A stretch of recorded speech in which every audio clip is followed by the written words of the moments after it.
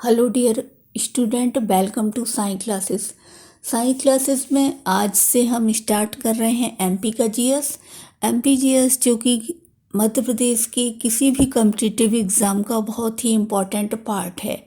अगर हमने MP GS को बहुत अच्छे से कवर कर लिया तो हम जो अदर स्टेट के स्टूडेंट हैं उनसे भी फाइट कर सकते हैं, क्योंकि उन्हें इतनी सतही बेसिक नॉलेज नहीं रहती एमपी के बारे में जितना कि यहाँ के स्टूडेंट्स के बारे में है। तो हमें अपना जो ये वाला पोर्शन है किसी भी कॉम्पिटिटिव एग्ज़ाम का, चाहे वो एमपी पुलिस का हो, एसआई हो, एमपीपीएससी हो, हमें मध्य प्रदेश के सामान्य ज्ञान को बहुत अच्छे से तैयार कर लेना चाहिए, ताकि हमारा इसमें एक भी ऑब्जेक्टिव मिस ना हो। इसी को ध्यान में रखते हुए आज हम स्टार्ट कर रहे हैं मध्य प्रदेश का इतिहास। मध्य प्रदेश के इतिहास में हम स्टार्ट करेंगे प्रागैतिहासिक मध्य प्रदेश। प्रागैतिहासिक मध्य प्रदेश गोंडवाना लैंड का भूभाग था। इसमें इसके प्रदेश के पश्चिमी भूभाग की ओर विंध्याचल समूह तथा दक्कन ट्रैप की चट्टानें हैं।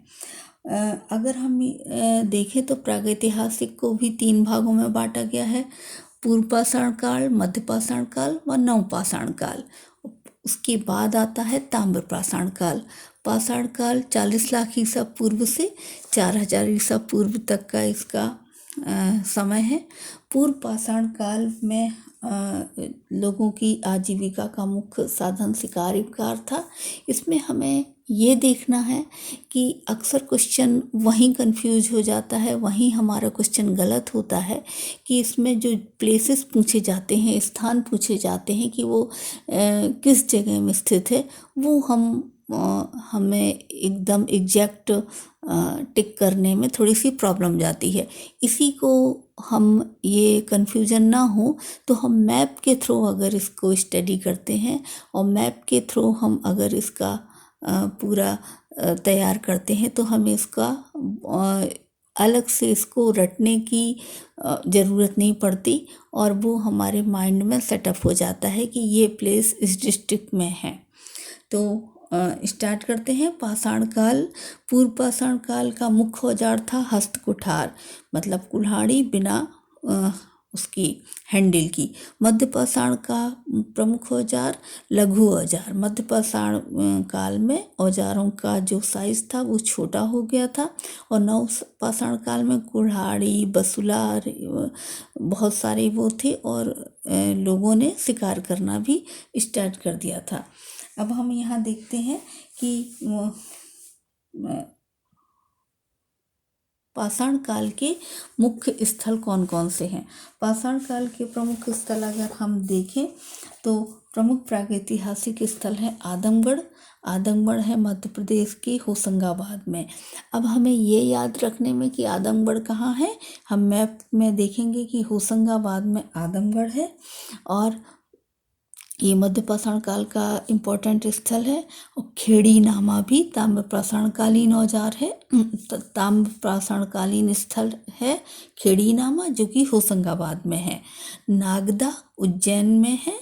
नागदा व कायथा उज्जैन में है। मंदसौर में आवरा और आवरा है। डांग वाला भी उज्जैन में है। भीमबेटका उनकी जो गुफाएं हैं वो रायसेन में है।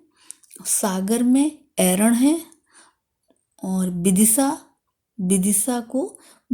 का प्राचीन नाम दसाण है, और दमोह का प्राचीन नाम तुंडीकेर है। जबलपुर में भी ताम्रकालीन औजार मिले हुए हैं। बालाघाट में भी ताम्रकालीन औजार हमें मिले हुए हैं।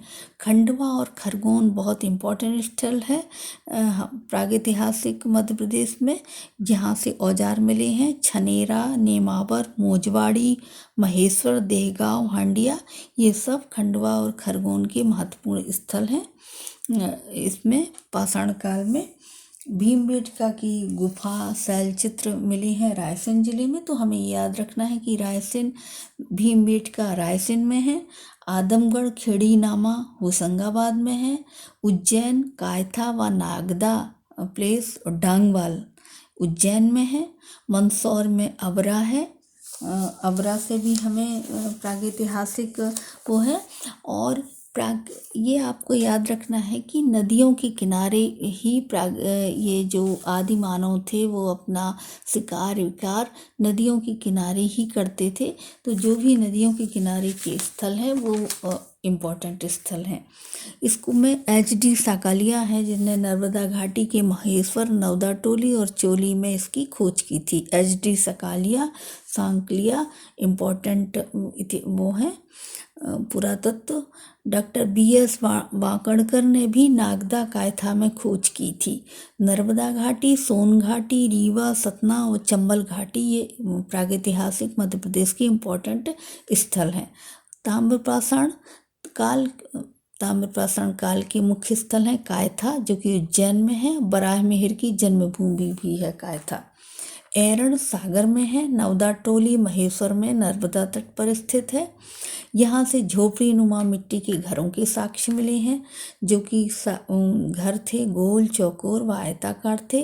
काले गाड़ियाँ भी मिली हैं, काले लाल बर्तन मिले हैं। गेहूँ, जौ, चना, मटर की खेती के भी अवशेष मिले हैं। अवरा जो मंदसौर में है, ताम्रपाषाण काल से गुप्त काल तक की यहाँ साक्ष्य मिले हैं। डांगवाल उज्जैन से 32 किलोमीटर दूर एक ताम्रपाषाण स्थल है। नागदा उज्जैन में है, चंबल नदी के तट पर। खेड़ीनामा होशंगाबाद में है।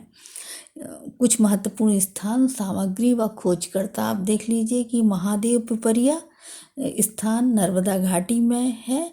860 इसमें औजार मिले हैं। ताम्रपाषाण कालीन खोजकर्ता थे सुपेकर। हथनौरा होशंगाबाद बहुत इम्पोर्टेंट है। हथनौरा कहाँ पर है? ये होशंगाबाद नर्मदा घाटी। यहाँ मानव खोपड़ी मिली है, ये अक्सर पूछ लिया जाता है। HD साकालिया, मैक और ब्राउन ने इसको खोजा। मंदसौर चंबल घाटी में मंदसौर में प्रागैतिहासिक उपकरण मिले हैं, इसकी खोज वाकड़कर ने की थी। भीमबेटका रायसेन में है नर्मदा घाटी के पास, यहाँ ब्लेड उपकरण मिले हैं। BB मिश्रा ने इसकी खोज की थी। आदमगढ़ शैलाश्रय होशंगाबाद में है, यहाँ बाघ 25,000 उपकरण मिले हैं। बाघ की गुफाएं हैं, BB जोशी ने इसकी खोज की थी। इसके अलावा मध्य भारतीय गुफा चित्रों में शिलाश्रय मध्य प्रदेश की होशंगाबाद, सागर, रीवा, मंदसौर, जबलपुर, सीहोर, रायसेन, ग्वालियर, छिंदवाड़ा, नरसिंहपुर, पन्ना जिलों में भी प्रागैतिहासिक स्थलों सभ्यता के साक्ष्य मिले हैं। तो ये सब जो है इम्पोर्टेंट है प्रागैतिहासिक में। आप इसको याद रखिए कि सिवना नदी के किनारे, ये जो मंदसौर सिवना नदी के किनारे है, मंदसौर में आवरा है, उज्जैन में कायथा, नागदा व डांगवाल है। होशंगाबाद खेड़ीनामा और ये आदमगढ़ होशंगाबाद में है। जबलपुर में भी ताम्रकालीन औजार मिले हैं। तो ये है प्रागैतिहासिक मध्य प्रदेश के बारे में कुछ इम्पोर्टेंट जानकारी। आगे हम इसको कंटिन्यू करेंगे।